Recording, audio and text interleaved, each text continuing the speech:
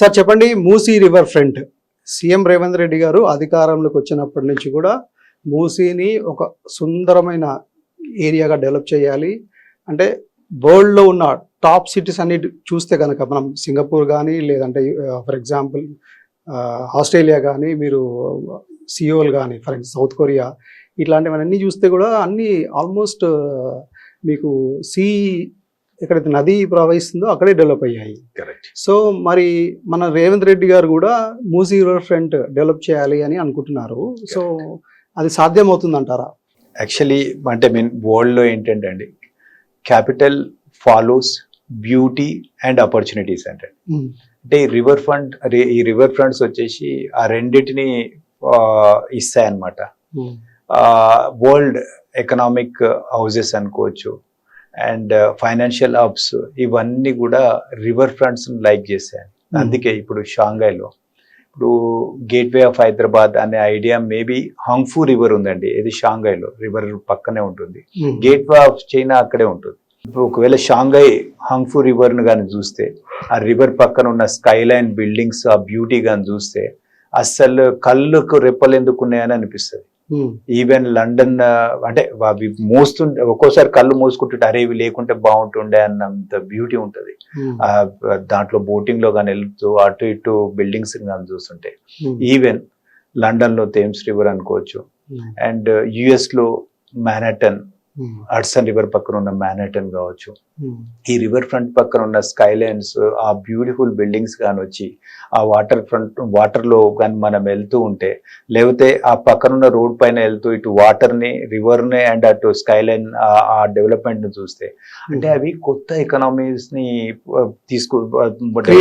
Create చేస్తాయండి, opportunities create చేస్తాయి. Night life and different style అనుకోండి జనాల్లో, టోటలీ అవి గేమ్ చేంజర్స్ అండి. ఈ మూసీ రివర్ ఫ్రంట్ అనేది నాకు తెలిసి ఇది వరల్డ్ లో ఉన్న అన్నింటినీ చూసుకొని ఒక ఇప్పుడు best bench mark, best of the best చేద్దామని అనుకుంటారు. అందుకే ఇంత టైం పట్టింది. ప్లాన్స్ కూడా రెడీగా ఉన్నాయట. అటు ఇటు 100 మీటర్స్ రివర్ ను మెయింటైన్ చేసుకుంటూ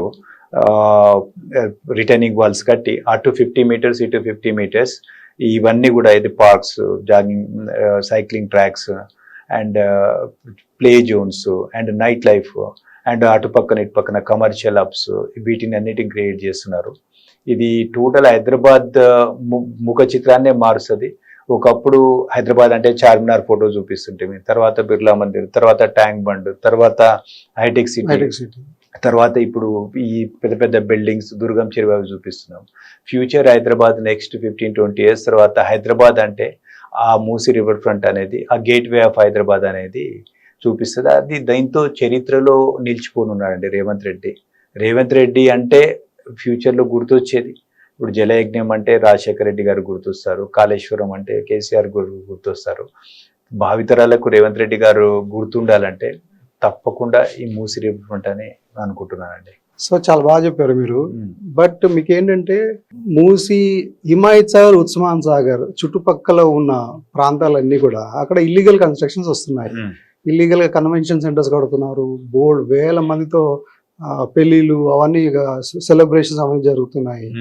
సో ఈ ఇల్లీగల్ కన్స్ట్రక్షన్స్ లో ద్వారా వదిలే మురుగు డ్రైనేజ్ అంతా పోయి హిమాయత్ సాగర్, ఉస్మాన్ సాగర్ కలుస్తుంది. కరెక్ట్.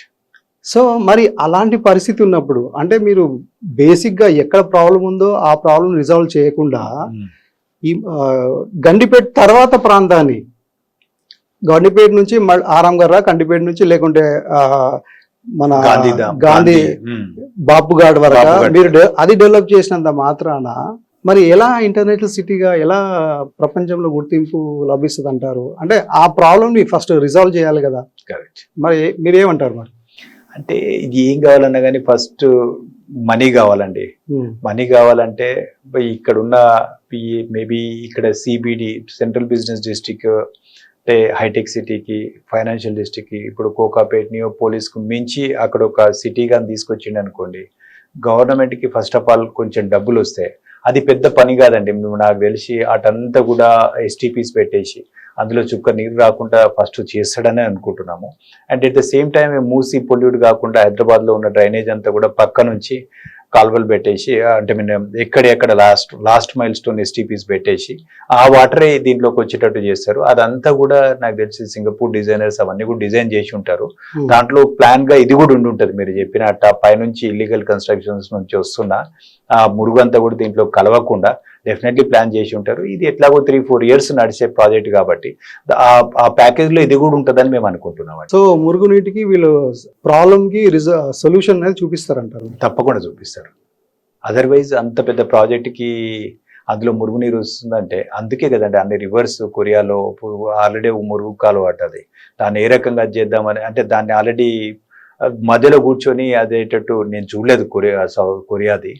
బట్ అందుకే అవన్నీ కూడా స్టడీ టూర్ చేసి ఆయన కాకుండా ఆయన టీం మొత్తం వెళ్ళి చూసి ఆ రకంగా చేద్దామని ఆలోచనలు ఉన్నారు. దాంట్లో ఆ ప్యాకేజ్ లో ఇది కూడా పార్ట్ తప్పకుండా ఉంటుందని అనుకుంటున్నాను. So let us hope the best.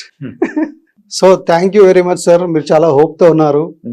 So positive గా స్టేట్ అంతా కూడా గ్రో అవ్వాలని, డెవలప్ అవ్వాలని, నెక్స్ట్ 2 years, నెక్స్ట్ 3 years మరింత అభివృద్ధి చెందాలని మన తెలంగాణ స్టేట్ 2047 వరకు 3 trillion ఎకానమీగా డెవలప్ అవ్వాలని నేను మనసారా కోరుకుంటున్నాను. Thank you very much. Thank you.